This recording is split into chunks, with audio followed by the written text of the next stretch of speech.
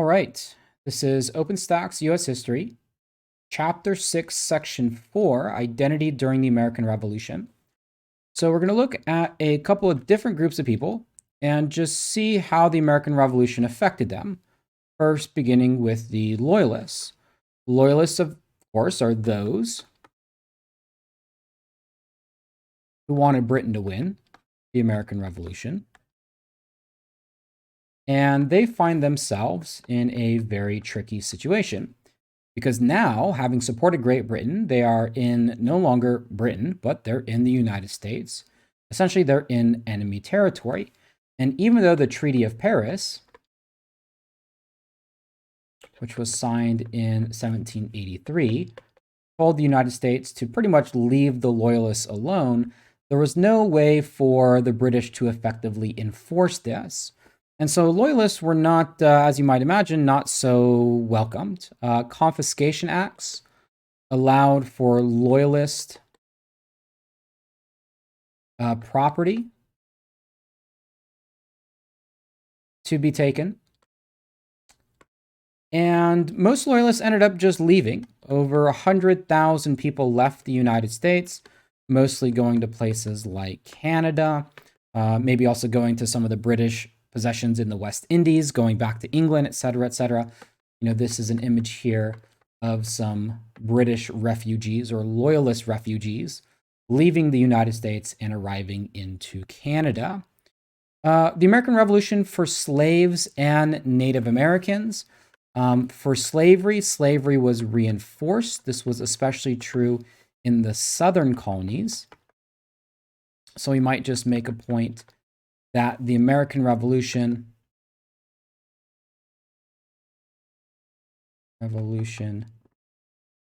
did not end slavery in the U.S., but at the same time did, or is sometimes referred to as the first emancipation. And that is to say that during the American Revolution, more so than any other event leading up into the Civil War, more slaves got their freedom during that event. Now, many of them got their freedom by simply escaping. This could be either to the British side or simply just running away during the chaos.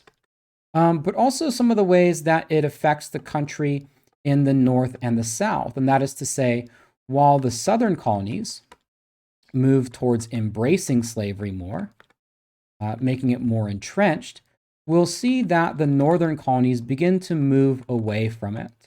And this really begins a divide between the two sides, the North and the South, that's eventually going to lead to this point of the Civil War, right? Of the Civil War.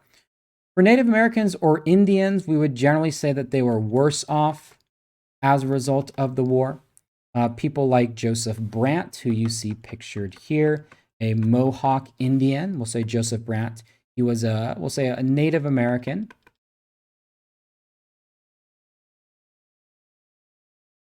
who fought for the British. Native American who fought, F-O-U-G-H-T, for the British. Held in high regard in Great Britain. Also found himself on the losing side, like most Native American tribes did. Some tribes stayed neutral. Very few tribes allied themselves with the United States. But such group like the Iroquois Confederacy, now the Six Nations, ended up leaving the U.S. for Canada. And, one of the reasons we would say that, the Native Americans were generally worse off as a result of the American Revolution has a lot to do with the land. British land was now American land, and American and especially U.S. settlers wanted that land and wanted to settle that land more so than maybe the British did. We might also recall that the British had issued the Proclamation Line,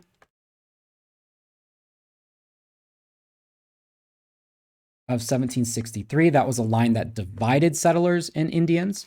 Well, now that the British are kicked out, that line is essentially gone, right? So there's going to be much more settlement.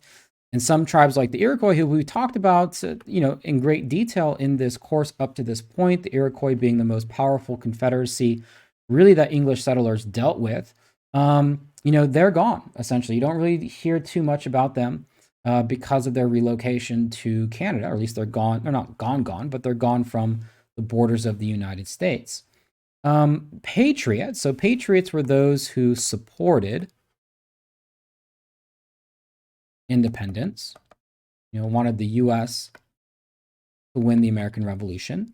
They were obviously on the winning side, so they had a lot to celebrate, but also came with their own costs. Again, just a quick sort of recap. Loyalists accounted for about 33%. Patriots accounted for about 33%. And then kind of I don't know if I'd say don't care. I mean, these were probably people who cared, but maybe the neutral position or people who could be persuaded either way, also about 33%. So, only about 1/3 of the colonial population actually supported war with Great Britain and breaking away. But, that sacrifice came with material shortages, things like food and supplies. Recall that during the war, the British had effectively cut off. So we might say the U.S. was cut off from overseas trade. The British Navy effectively embargoed the colonies, and so a lot of those materials were no longer there. It was also a big problem during the course of the war to fund the war. Continental currency, that was the money that was raised by the Continental Congress. And really, because the economy was doing so poorly, the only thing that the Congress could do was to print more. And this led to severe inflation. And inflation is when the value of your currency goes down. In general, the one thing that we kind of want to remember about the post-American Revolutionary economy is that it was in very bad shape. This is a very bad economy. In fact, so much so that the bad economy is also going to have an influence on the way that many of the founders end up shaping the early U.S. government. So the U.S. economy is in very poor shape, even though victory came with the American Revolution. For women during the war, they experienced increased responsibilities. This is true of many conflicts in general. To say that men went off to war, that women essentially took men's jobs. In many cases, this might be running the farm or running a particular business. And of course, this meant that those women also had their own responsibilities in addition to that. So that was even more work on top of it. There were groups like Daughters of Liberty who engaged in things like the homespun movement. We talked about them before in the build-up to the American Revolution, how they really filled in the gaps for items that were boycotted. We might just say homespun cloth. During the American Revolution, the Daughters of Liberty would have been filling in the gaps for those items that were now being cut off or like embargoed from the United States from Great Britain. And also women helped armies, in a very direct way, such as camp followers. So camp followers, pretty straightforward. Women who aided armies directly.